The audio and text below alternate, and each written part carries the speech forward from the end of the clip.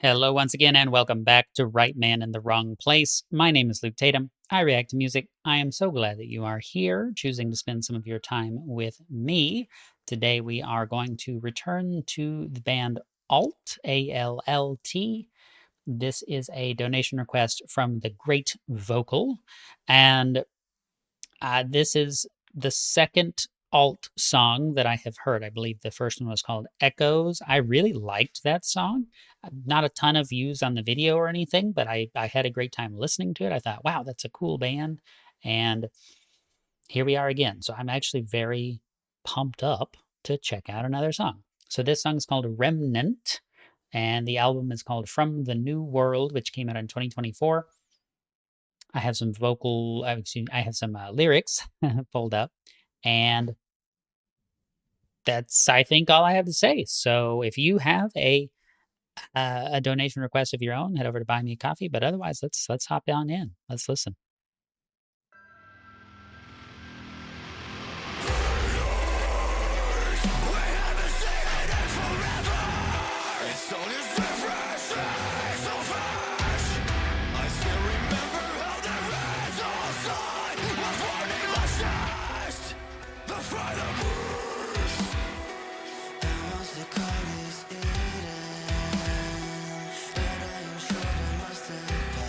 Okay, I tried to pause and was in the wrong window. Initially, like, I have to say the very beginning, I was like, where is the beat for a second there? Not because it's some weird time signature thing. It's not like prog metal, confusing. It's just like it's such an initial wall of sound and so much happens right out of the gate that's like, okay, here we go. Here's the beat. And I'm gonna have to consult lyrics because I always have a hard time understanding like the kind of metal growly vocals. Um, but one of the things I remember liking about the last Allt song that I heard was that it's not just that. This is one of the reasons I like Leprous. It's melodic.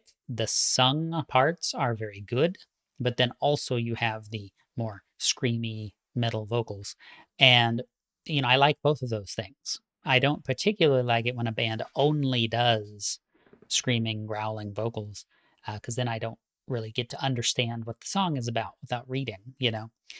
Um, so, Daylight, we haven't seen it in forever. It's all just different shades of ash. I still remember how the red dot sight was warning my chest, the final breaths. And so we have ash, we have, volcanic or wildfire or some kind of flame producing, an after effect of that is ash, right? Things are burned to ash. It can make it hard to breathe, things like that. And then we have a red dot sight, which is more like, military type action. And so, perhaps war-torn situation, perhaps very, very timely given what's happening in the world at this exact moment. And, we'll see from there. So he's just started to do the sung vocals, and I think I'll listen a bit longer before I start analyzing the rest of the lyrics. But,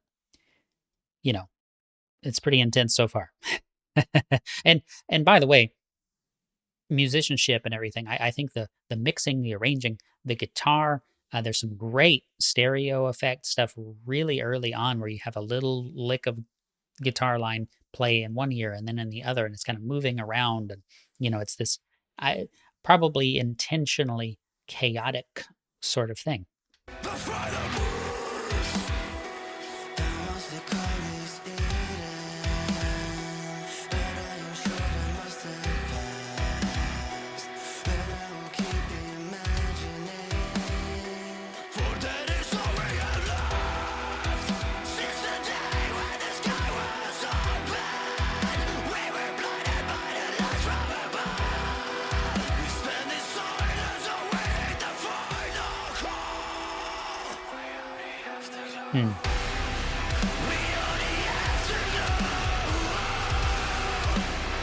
Heavy.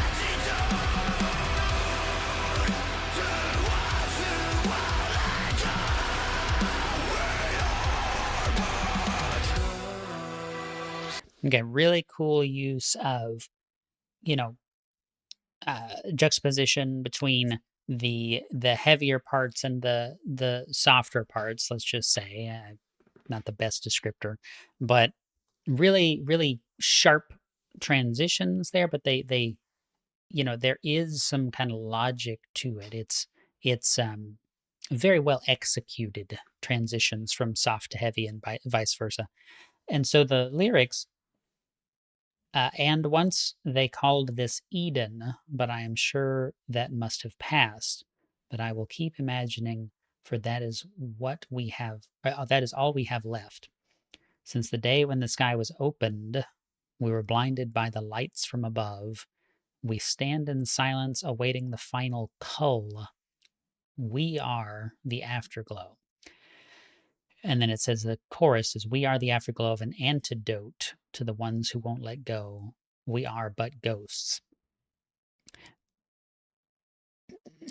Trying to piece that together. So we once called this Eden. That actually does put me in mind of, say, the Middle East, things like that. And so I won't turn this into a political commentary too much, but it's no longer Eden, right? They once they called this Eden, but I'm sure that must have passed, right? It can't be that any longer. That is the walled garden. Eden means walled garden, and so that is no longer a thing, right? We're way beyond that. But I will keep imagining, for that is all we have left. So this thought of what was is the nugget of hope to hold on to, right? If things can be perfect, then perhaps they can be again, right? That sort of a thing. Since the day that the sky was opened, we were blinded by the lights from above. We stand in silence, awaiting the final cull. We are the afterglow. It certainly sounds like warfare to me. Afterglow of something like, warheads. I'm going to see what other definitions of afterglow there are. In meteorology, it's an optical phenomenon, generally referring to a broad arch of whitish or pinkish sunlight in the twilight after the sunset. Okay. So there's that too. The lights in the sky above could be referring to something as simple as the sun, right? It's interesting. The sun is typically associated with the divine, right? Every church, sun rays piercing through the clouds, Bible quote, sort of. I mean, that is very, very inspirational imagery, and it's often paired with religious texts. I speak as though I'm referring only to Christians, and I'm not. But Jupiter, the god, and the Christian God, and the God of Judaism, and etc. Right there's a lot of tiebacks to light, sunlight, things like that. But the chorus is something I find really interesting. We are the afterglow of an antidote to the ones who won't let go. We are but ghosts. I'm going to have to chew on that a little bit. I don't actually know what that's. I can't quite put that together yet.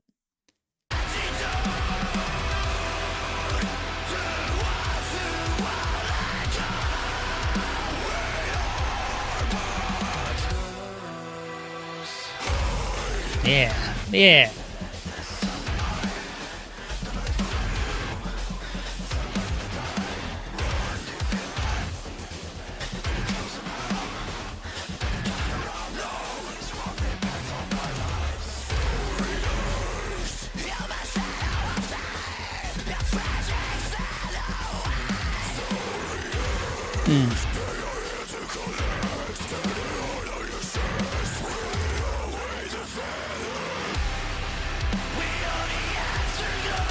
Okay, so we're back to this chorus.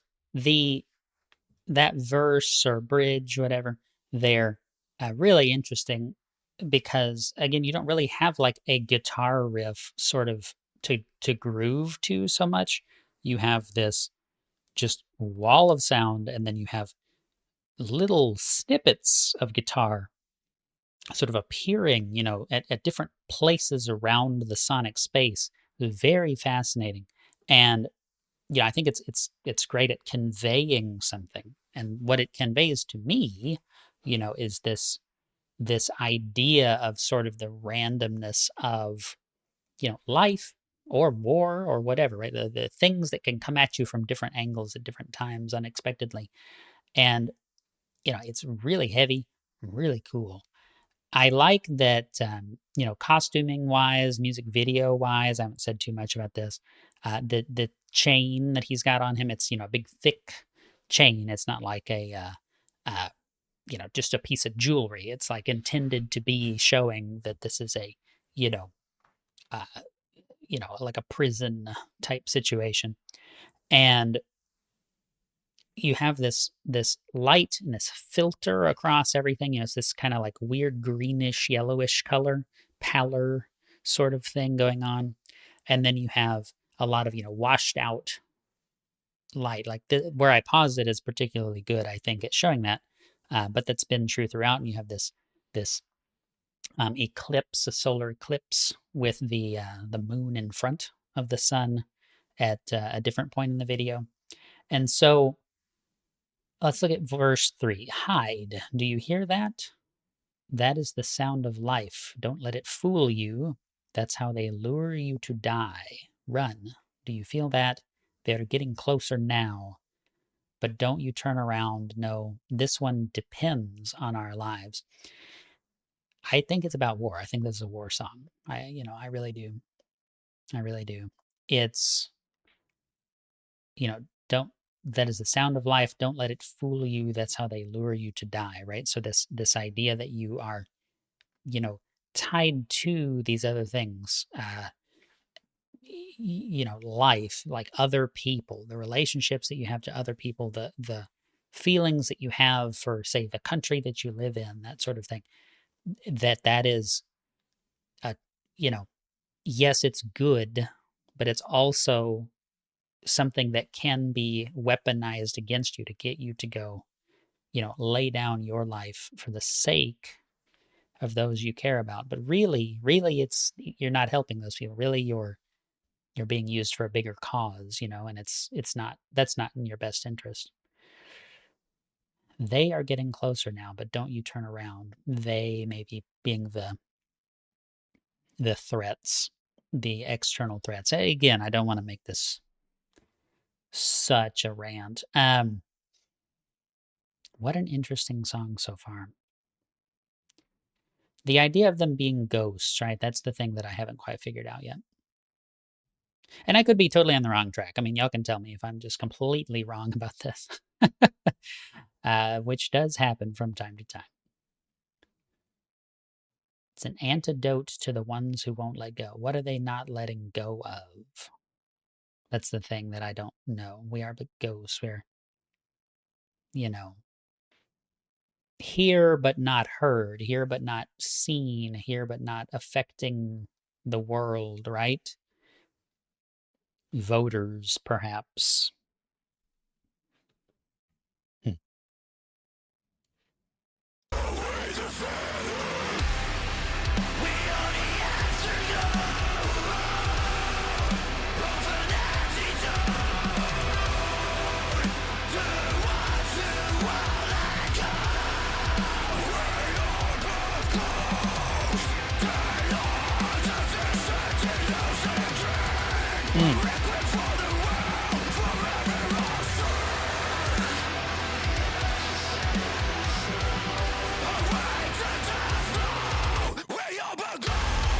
Ugh.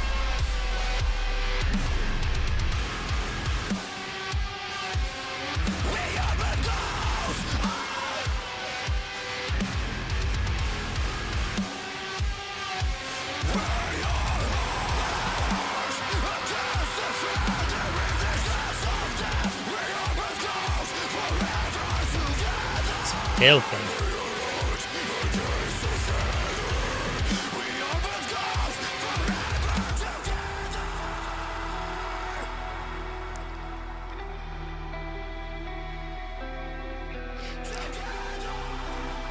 There's a lot that happened, of course, in the studio to make this such a cool thing to listen to.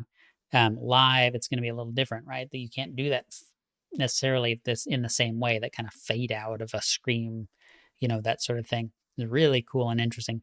I almost commented on this earlier, but we have a lot of stuff with like cell division and the organization of particles into greater structures, and this hexagonal shape that was dividing up a city, and now we have DNA, and there's a lot of symbols in here, and probably I could make this a very, very long video. We had an inverted pyramid for a split second earlier, which is a very interesting thing to discuss. But we have this sort of fetal position, human being right after we see DNA, and so it's this formation of life, and soul readers, human shadow of death, a tragic silhouette, soul readers. They are here to collect. Tear the heart out your chest. Will it outweigh the feather? Okay, so that's talking about the Egyptian concept of the underworld, which again places us back near the Middle East. Anubis, if your heart is heavier than a feather, in other words, if you're sinful in a particular if you want to use that terminology, then unfit to enter the afterlife, to cross the river, those sorts of things. So, and to get on the boat, to go on the journey. I'm not super good on my Egyptian mythology, so please, help me with that if I'm saying something incorrect. But it's something I studied when I was in high school a lot, and then I've forgotten a lot of it. I'm just scanning. I'm scanning the lyrics a little bit. So I think it's the idea maybe of humankind as a whole, just not soul readers, human shadow of death. A human shadow of death. So, gosh, I hate to just like make this so long while I'm trying to piece this together.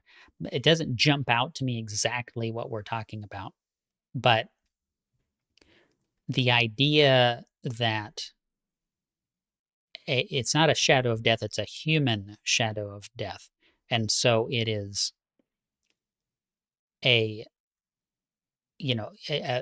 perhaps a class of people who are a shadow of death, right? And so what is that? To me, and perhaps my head is just in the wrong place, but to me, it's like the people who are willing to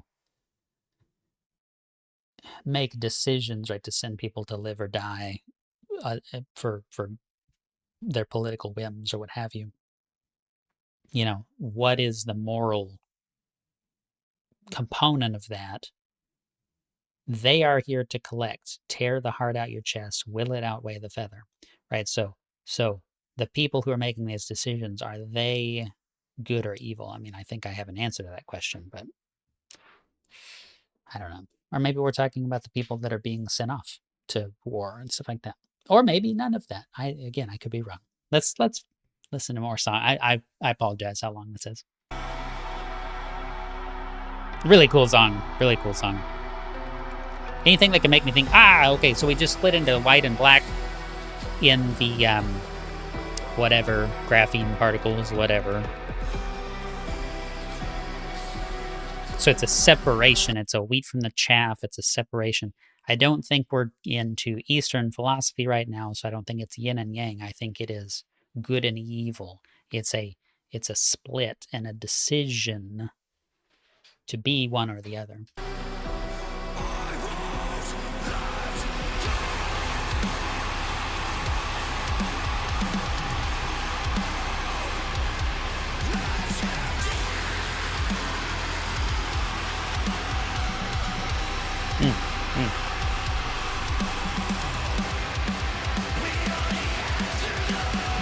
Little bends and stuff. I mean, this is great.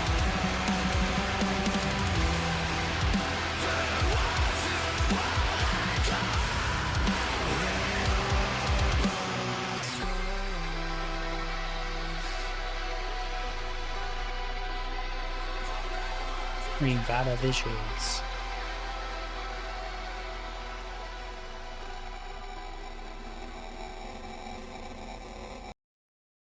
Yeah, that was awesome. Okay, okay. Yeah, so the very end here, daylight, a distant elusive dream, a requiem for the world forever unseen. Follow the ashes in the snow, await the death blow. It's like, the world is being burned to ash.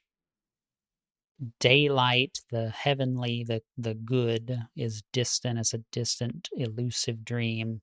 A requiem for the world, a funeral type procession or requiems for someone who has passed away. So the world has passed away. The human race has reached some sort of a dead end in that we cannot transcend and act in a good and moral way, stuff like that. So we are but ghosts. It's like this post purgatory wandering of a dead world, right? It's very appropriate because we've had some proscribed burns of some forest land near here the last couple of days before I record this. And so we actually had ash falling around our house and stuff from these burns, right? They're trying to prevent a catastrophic, deadly wildfire by doing small controlled burns. And it's just interesting, right? It's interesting how these things line up from time to time. Yeah, I think that's it as far as the lyrics go. The very last line is forever together. We are but ghosts forever together. Yeah, interesting, interesting. Well, let me know what you think about this song. I really enjoyed the music. The lyrics are vague enough to confuse, but I certainly hope that you enjoyed my attempts at figuring them out. And let me know, what I was wrong about and whatnot. If you have a donation request, like the great Vocal, who, thank you again, did a donation request for this song, then you can do that over at Buy Me a Coffee. It's a one-stop shop for anything you might want to do here. You can become a member of the channel. You get access to my original electronic music whenever I write something, cool stuff like that. And uh, we also set up a Patreon recently for the Side Quest Sages podcast, where we are playing through the game Chrono Trigger for the very first time. So if you'd like to do that, I have played Chrono Trigger before. My friend Corey, the co-host, has never played it, and so it's a really cool opportunity to kind of see his first impressions and all that. And we're having a lot of fun. So that's Side Quest Sages, and again, that's on Patreon. So the request form, whether it is paid request or not, is in the description box below for music reactions. And yeah, I think that's all I have to say for now. Until next time, the right man in the wrong place can make all the difference in the world. Go be that person. Thank you for watching.